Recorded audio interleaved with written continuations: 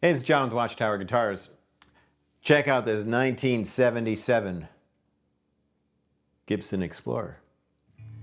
This one's all original, and except for it has some replaced tuners, but they're kind of the correct ones. They're very gold, and it's a really great sounding Gibson. Just sounds like a 70s Gibson should, which is really solid and really great.